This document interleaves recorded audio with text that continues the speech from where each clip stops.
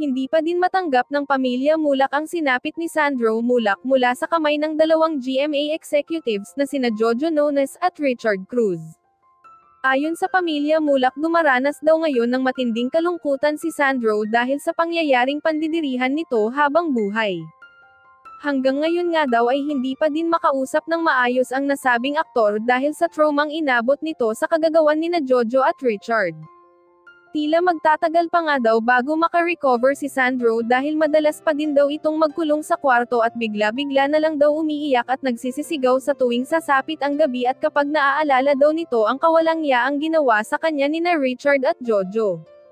Ayon kay Nino Mulak, nag-aalala na siya para sa kalusugan ng kanyang anak at syempre ang mental health nito dahil nga napapansin daw nilang tila nag-iiba na daw ang mga ikinikilos ni Sandro simula daw nang ibulgar nito sa kanila ang sinapit niya sa kamay ng dalawang GMA executives na sina Jojo at Richard.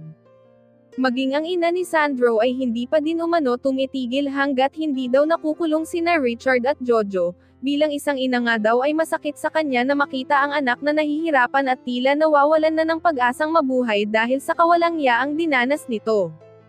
Kung wala daw gagawing hakbang ang network kung saan nagtatrabaho sina Jojo at Richard ay malamang daw sa malamang ay magpapatuloy pa rin ang nakakadiring kalakaran sa mga artista ng GMA Network.